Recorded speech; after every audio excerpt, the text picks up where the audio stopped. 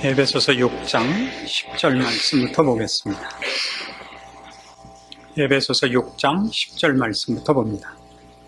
정말로 너희가 주 안에서와 그 힘의 능력으로 강건하여지고 마귀의 괴계를 능히 대적하기 위하여 하나님의 전신갑주를 입으라. 우리의 씨름은 혈과 육에 대한 것이 아니요 정사와 권세와 이 어두움의 세상 주관자들과 하늘에 있는 악의 영들에게 대함이라. 그러므로 하나님의 전신갑주를 취하라. 이는 악한 날에 너희가 능히 대적하고 모든 일을 행한 후에 서기 위함이라. 우리는 마귀의 괴계에 의한 신자들의 넘어짐, 우리가 당하는 좌절, 현실적으로 신앙생활을 하면서 겪는 어려움들에 대하여 생각해 오고 있습니다. 지난번 설교에서는 의심에 관한 것 중에 자신을 의지하고 자신을 근거로 하기 때문에 생겨나는 의심, 마귀가 우리 자신을 흔들어서 우리의 확신과 우리의 힘과 우리의 약속들을 놓아버리게 하는 부분들을 생각했습니다. 오늘은 하나님에 관한 의심을 불러일으키는 장면들을 생각해 보려고 합니다. 말하자면 하나님이 공평하신가 하는 겁니다. 하나님이 공평하신가? 그 다음에 하나님이 나를 어디까지 사랑하시는가? 마귀가 우리를 흔드는 것 중에 하나님이 나를 사랑한다면 왜 이런 고난을 당하게 하시는가 하는 부분이 있습니다. 왜 이런 고난을 당하게 하실까? 성실히 살았고 정직하게 살았는데 왜 이런 고난과 혼란과 수치를 당케 하시는가? 말하자면 하나님이 정말 공평하신가? 하나님이 나를 사랑하신단 말인가? 이 두 가지가 동시에 걸리는 대표적인 신앙상의 어려운 문제입니다. 두 번째는 앞에 것이 내가 잘못한 것이 없음에도 불구하고 일어나는 어려움 때문에 생기는 의심이라면, 두 번째는 잘못했을 때의 문제입니다. 잘못하고 뼛속 깊이 회개했을 때 하나님이 어디까지 용서하시는 건가 하는 데 대한 문제입니다. 이 두 번째 문제는 좀 잘 이해하시기 바랍니다. 어디까지 회개해야 하나님이 마음이 풀어지시는가? 이만하면 충분히 회개한 것 같은데 왜 하나님은 아직도 용서를 안 하시고 계속 매를 드시는가? 말하자면 하나님은 사랑보다 공의를 더 앞세우시는 것이 아닌가 하는 이 두 가지 하나님에 대한 그 의심을 불러일으키고, 그걸로 말미암아 우리로 하여금 하나님 앞에서 냉정한 마음을 갖게 해서 하나님 품에 안기고 그의 사랑을 힘입어 승리하는 기쁨들을 빼앗아가는 방법, 그것이 마귀가 쓰는 의심을 품게 하는 아주 좋은 그 전략 중에 하나입니다. 그래서 우선 우리가 먼저 생각할 것은 우리에게 잘못이 없음에도 불구하고 일어나는 슬픈 일과 좌절과 처절한 일들은 왜 일어나는가 하는 문제입니다. 우리는 그 일을 성경 속에서는 욥의 경우에서 봅니다. 욥은 분명히 잘못이 없음에도 불구하고 혹독한 그 일을 당합니다. 자녀들이 하루에 다 죽어버리고 재산이 하루 만에 다 없어지고 자기 몸도 만신창이가 되고 아내까지도 버리고 도망가 버리고 친구들 셋이 와서 계속 약 올리는 그런 아주 처절한 입장에 처하게 됩니다. 거기서 그 세 친구들이 하는 모든 지적은 이겁니다. 네가 이런 꼴을 당하는 걸 보니까 분명히 죄를 졌기 때문이다. 욥의 대답은 뭐죠? 끊임없이 나는 죄진 적이 없다. 그래서 억울하다. 이것이었습니다. 이거랑 똑같은 질문이 시편 73편에 나와 있습니다. 우리 한번 확인하고 넘어갑시다.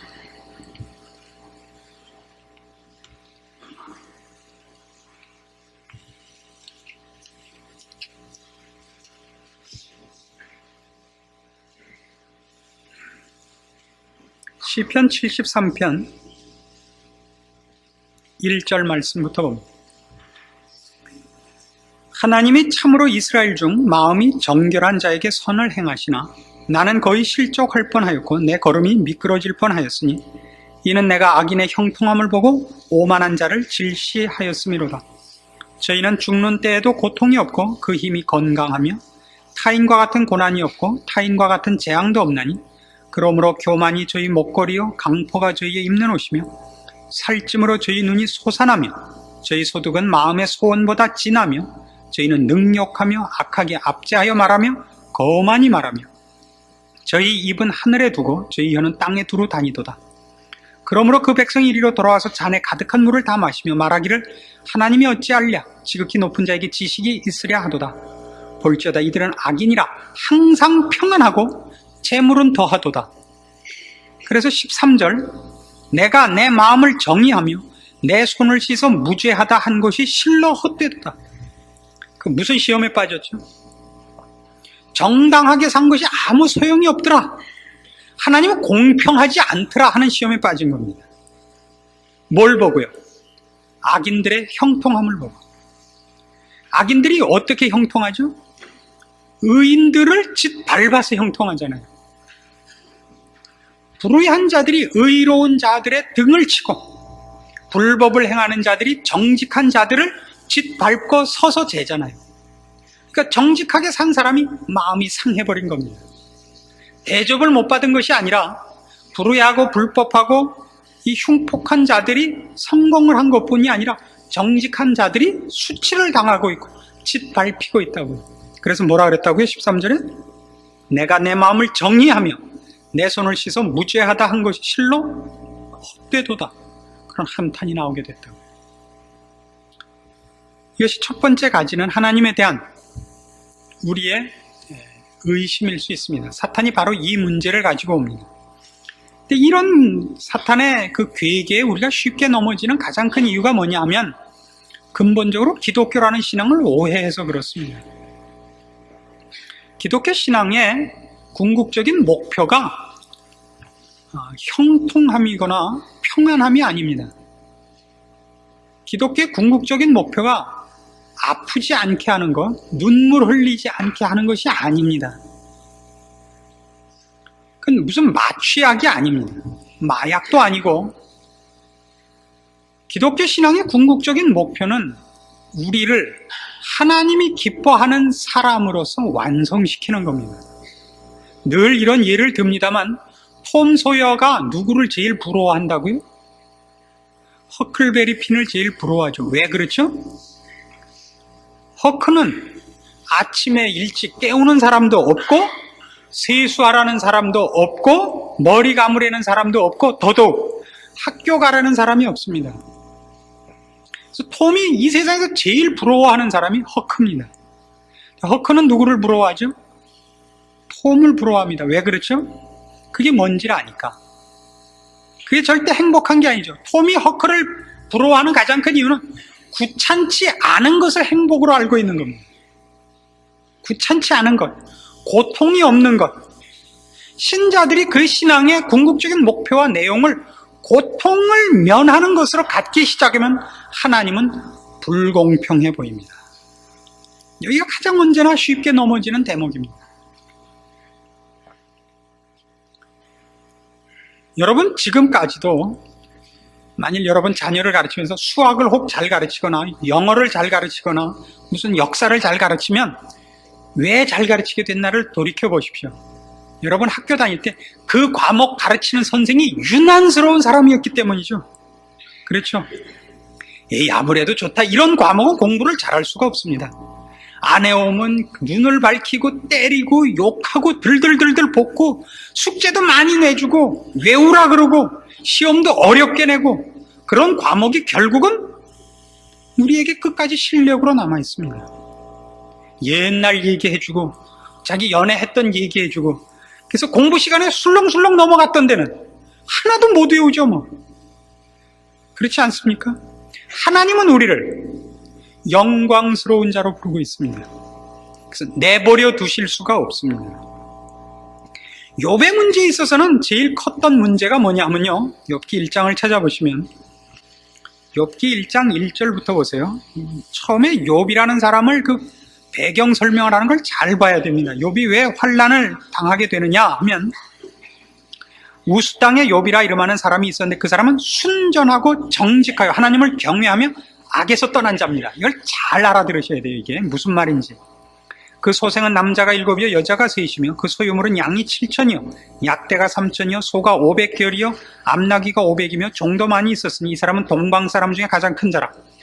그 아들들이 자기 생일이면 각각 자기의 집에서 잔치를 베풀고 그 누이 셋도 청하여 함께 먹고 마심으로 그 잔치날이 지나면 욥이 그들을 불러다가 성결케 하되 아침에 일어나서 그들의 명수대로 번제를 드렸으니 이는 욥이 말하기를 혹시 내 아들들이 죄를 범하여 마음으로 하나님을 배반하였을까 함이라. 욥의 행사가 항상 이러하였더라.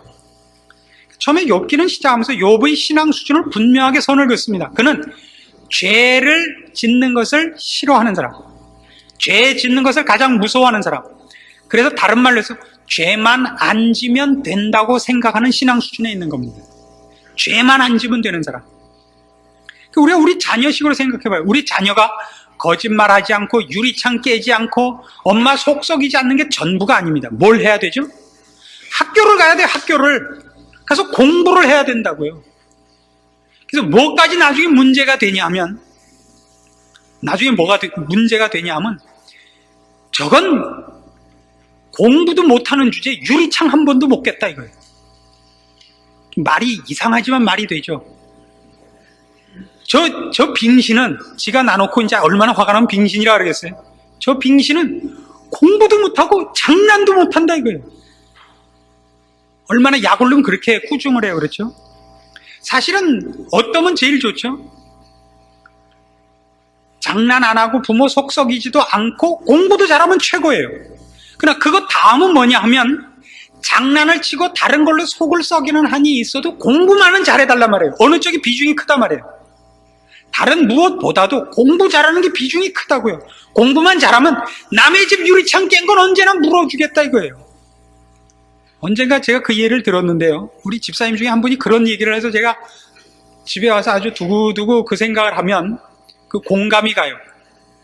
그 집에 일이 많아서 어느 날 파출부를 불렀는데 그 파출부로 오신 아주머니 아드님이 연세대학을 다니신다는 거예요. 근데 이 파출부를 부르신 우리 교회 집사님 가정의 애는 지금 등수가 아니 올시다란 말이에요. 이거 서울에 있는 대학 들어가긴 글른 거예요. 그래서 그분 얘기가 그 아줌마하고 자기가 처지가 바뀌었으면 좋겠더래. 이게 무슨 말인지 아시겠죠? 그러니까 뭐 남편의 지위, 자기가 그래서 지금 갖고 있는 경제적인 여유, 무슨 여태껏 걸어온 자기의 사회적인 신분, 뭐 학식, 뭐 몽땅을 뭐하고 바꿔도 좋다고 생각하는 거예요. 자식이 공부만 잘한다면 하고도 바꾸고 싶다고요. 하나님이 우리에 대해서 갖고 계시는 생각입니다. 하나님이 우리에게 꼭 하시고 싶은 게 뭐냐면 우리가 한 대 얻어 맞아하고 할 수 없이 하나님이 우리를 이렇게 어깨에다 이렇게 둘러매시고 천국 데려가게 안 하신다고요. 가르쳐서 우리가 알 때까지예요. 정답을 불러주는 게 아니라 외워서 우리가 알아야 돼요. 그 실력 있는 자가 돼야 된다고요. 그게 하나님이 예수 그리스도를 보내시고 성령님을 우리 마음에 두신 이유입니다. 그렇게 안 하실 거면 성경책을 이렇게 길게 쓸 필요 없어요. 창세기 4장에 이 왼수들을 내가 멸하고 새로 맹글었노라. 그럼 끝나는 거예요. 이렇게 길게 쓸 하등의 이유가 없다고요. 아시겠어요? 하나님 우리를 만들고 싶어 하시는 거예요. 그래서 우리가 가만히 있으면 안 돼요. 선생님은 어떤 선생님이 제일 좋은 선생님이냐? 숙제를 많이 내주는 선생님이 좋은 선생님입니다. 숙제 안 내주는 선생님은 나쁜 선생님입니다. 그렇죠? 숙제를 내주면 뭐가 귀찮은지 아세요? 검사해야 되니까 귀찮다고요. 여러분이 애들을 키우다가 왜 다 애들을 잘못 키우죠? 결국 애하고 부모하고 싸우면서 부모가 지는 거예요. 그렇죠? 저희도 요새 질락말락하고 있어요. 도무지 말을 듣질 않아요. 절 닮은 것 같진 않아요. 그래서 이 문제에 대해서 여러분이 꼭 알고 있어야 됩니다. 하나님은 우리를 영광과 존귀로 관쓰는 자리까지 요구하고 계십니다. 이런 꼴로 요구하고 있지 않습니다. 놔두실 수가 없습니다. 불공평한 게 아닙니다. 세상 사람들은 허클베리 핀입니다. 너 해 있는 동안에 잘 놀고 미역 감고 고기 잡고 노래 부르고 잘 놀아라, 이겁니다. 우리는 해 있는 동안에 어딜 가야 돼요? 나가 놀지 못하고 교실에 들어가 앉아서 영어하고 수학하고 화학하고 해야 되는 거예요, 지금. 그걸 우리 부모는 참 악질이다, 그래요? 안 그러죠?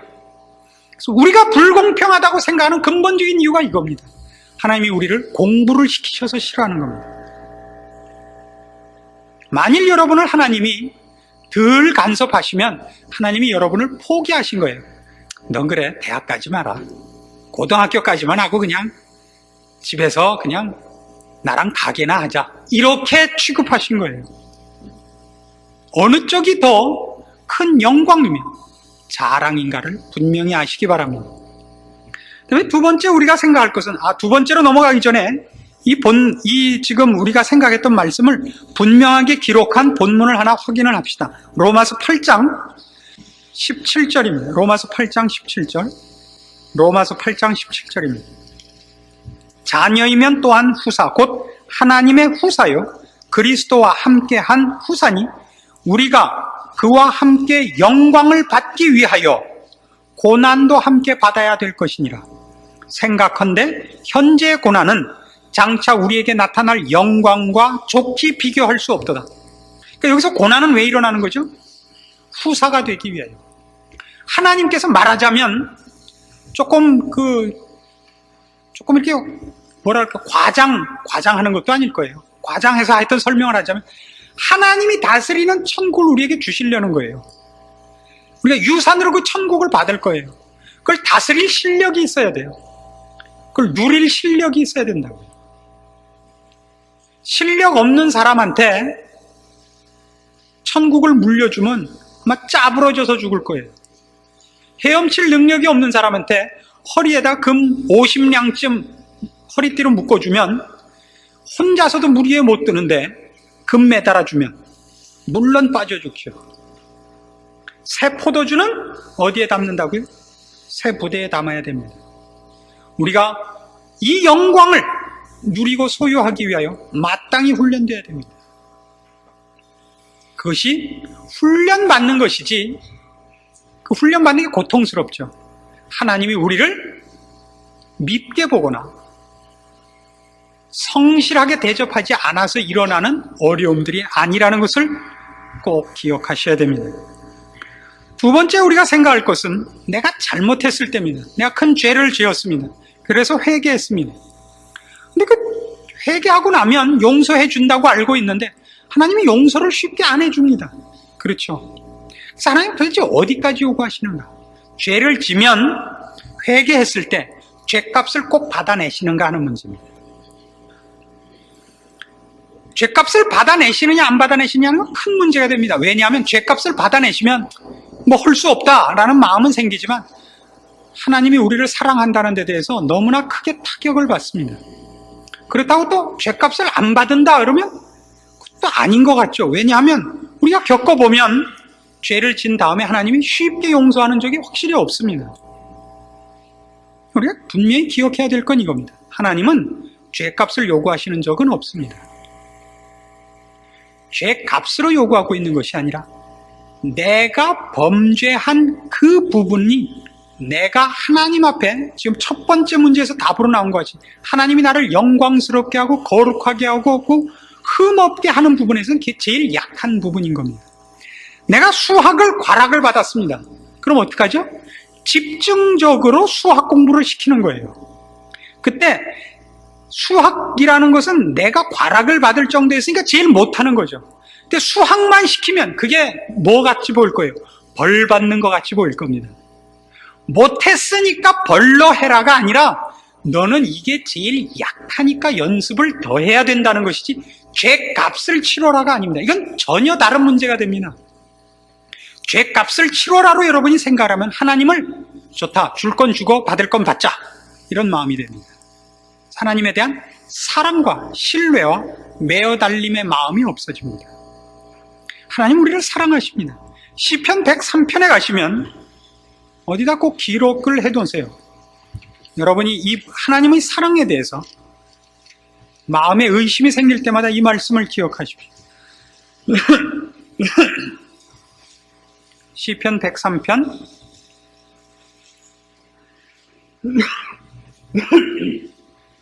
8절입니다. 시편 103편 8절. 여호와는 자비로우시며 은혜로우시며 노하기를 더디하시며 인자하심이 풍부하시도다.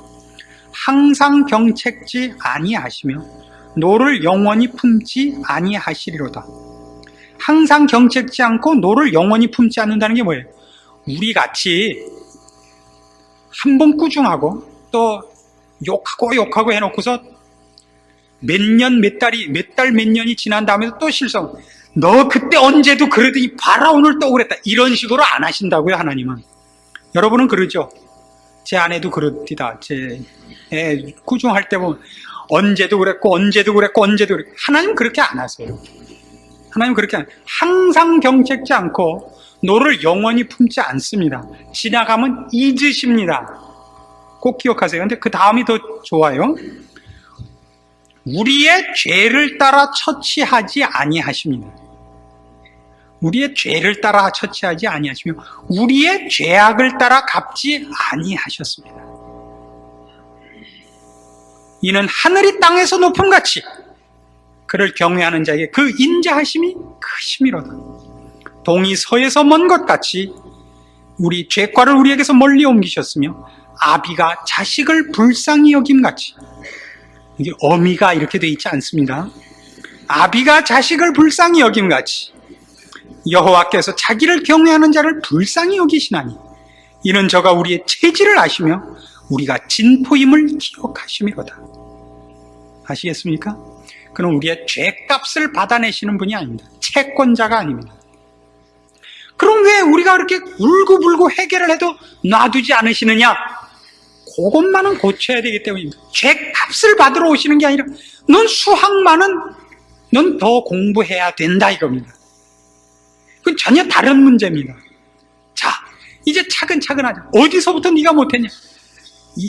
이걸 풀어봐라, 이걸 풀어봐라, 이걸 풀어봐라 해봤더니 구구단을 틀리게 외우고 있더라. 77이 77로 외웠으니까 밤낮 틀리는 거야. 77이 49다. 77이 49. 67이 67이라는 거야. 아니다. 67이 40이다. 이걸 구구단부터 차근차근 해야 되는 거예요. 외우라 그러면 늘 못하는 거예요. 늘. 저희 딸애는 제일 모르는 게 뭐냐면 동서남북을 몰라요. 철수는 동쪽을 향하여 섰습니다.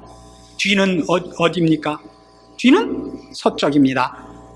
철수는 남쪽을 향하여 섰습니다. 뒤는 어디입니까? 서쪽입니다. 야, 임마, 아까 동을 향해서 섰으니까 뒤가 서고, 지금 남쪽을 향해서 섰으니까 뒤가 북이지. 아까 뒤가 서라 그랬잖아. 아빠는 목사님이 거짓말을 해? 이걸 자꾸 해야 돼요. 이것만 하려면 아빠, 나 피아노 칠게. 아빠는 나 미워하는 거지. 아빠는 왜 나만 보고 밤낮 동서남북만 하자 그래? 아시겠어요? 그건 벌이 아닙니다. 벌이 아니에요. 그걸 틀렸으니까 그 문제를 꺼내면 가슴이 아프시겠지만 벌이 아니라 그 문제를 약하니까 그 문제가 제일 약하고 하나님이 요구하는 수준은 못 와 있으니까 자꾸 훈련을 시킬 수밖에 없습니다. 그렇지 않고는 넘어갈 수가 없어요. 구구단을 못 외우면 곱셈 나눗셈을 할 수가 없고 곱셈 나눗셈을 못하면 방정식을 들어갈 수가 없어요. 그렇죠? 나는 수학 안 하고 나는 음악 하겠다. 물론 그럴 수 있습니다. 그러나 수학을 못하면 근본적으로 우리의 머리가 수리력, 조직력, 추리력 이런 부분에 대해서 그의 기능을 다 발휘하지 못하기 때문에 사람이 자기가 가진 바의 모든 재능을 발휘하는 일에 어느 하나를 접고 살게 됩니다. 팔 하나 묶고 사는 것 같이 그렇게 조금은 모자라는 것을 감수해야 됩니다. 하나님은 그걸 못 참으시는 겁니다. 우리를 대강 만들어 가지고는 천국에 올라가게 안 하시겠다 그럽니다. 그래서 우리한테 이런 어려운 일이 생깁니다. 히브리서 12장에 가시면 그 훨씬 재미있는 설명이 나옵니다.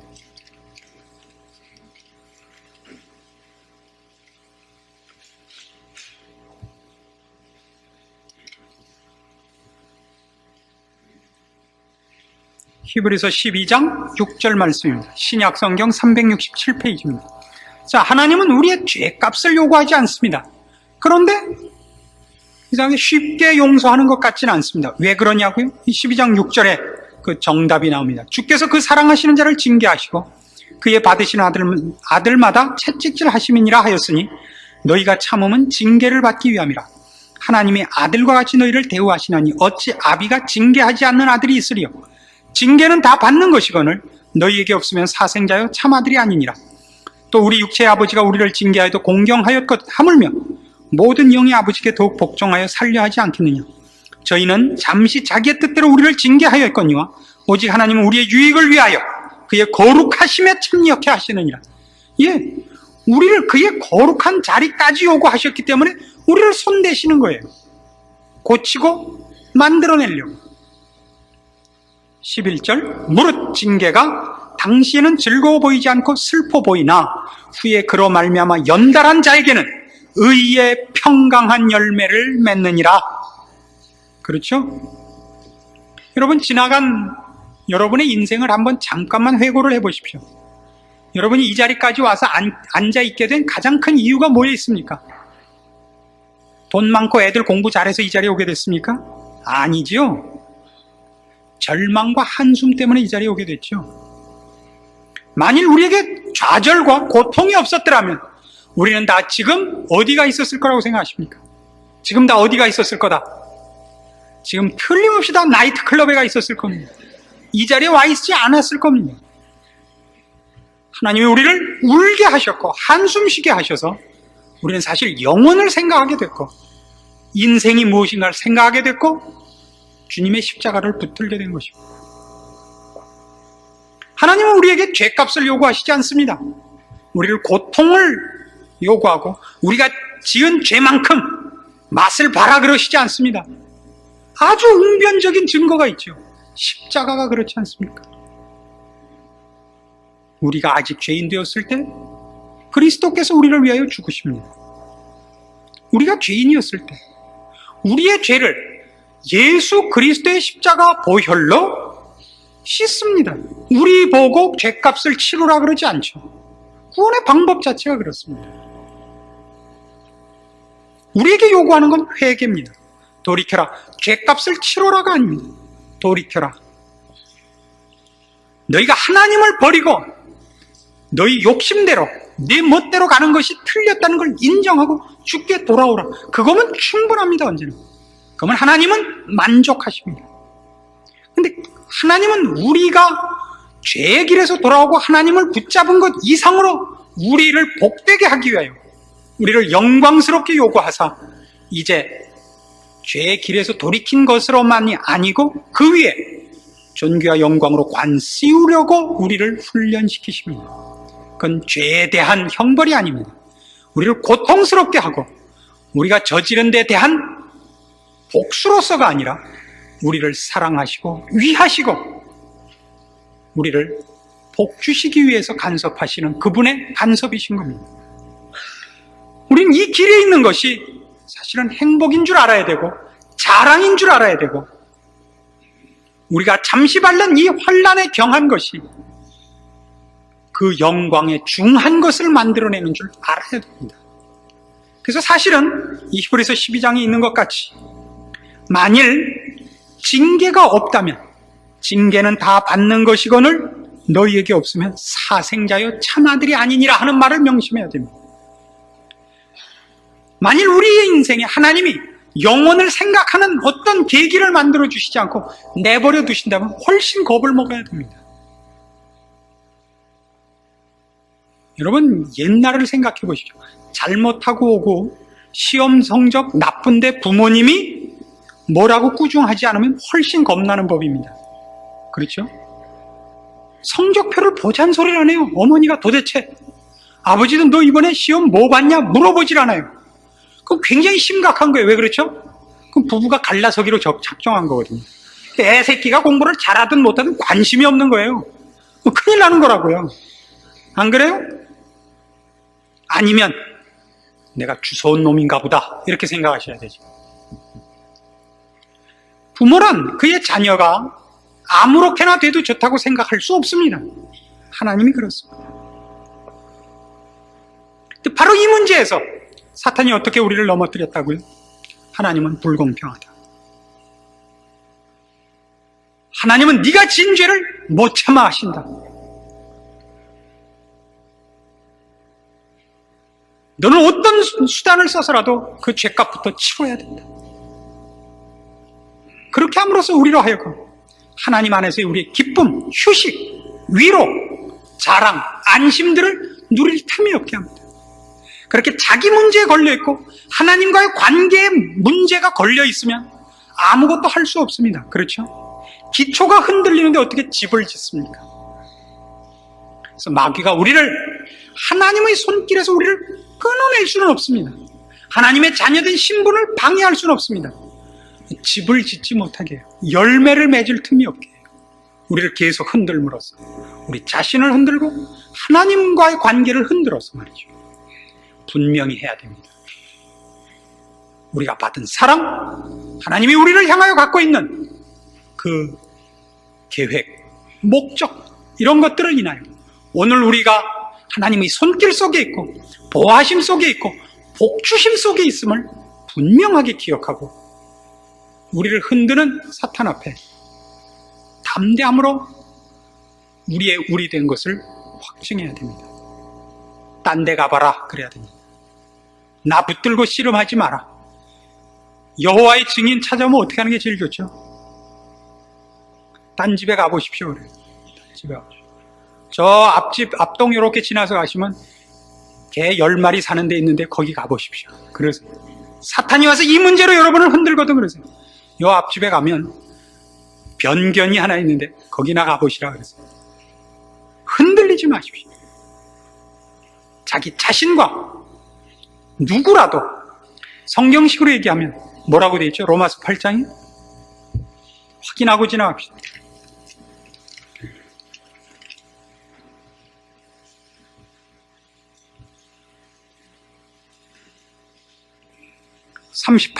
로마서 8장 38절 결론으로 하십시다. 내가 확신하노니 사망이나 생명이나 천사들이나 권세자들이나 현재일이나 장래일이나 능력이나 높음이나 기품이나 다른 아무 피조물이라도 우리를 우리 주 그리스도 예수 안에 있는 하나님의 사랑에서 끊을 수 없으리라. 신자는 면목 없을 때는 있습니다. 하나님의 사랑에서 외면당하는 적은 없습니다. 기도하십시다.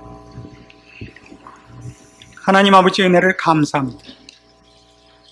우리가 우리를 의지하고 우리의 멋대로 생각하여 우리 하나님을 의심하고 우리 하나님의 사랑과 긍휼과 자비를 못 믿곤 하는 연약한 자리에 가끔 빠지는 것을 용서하시옵소서.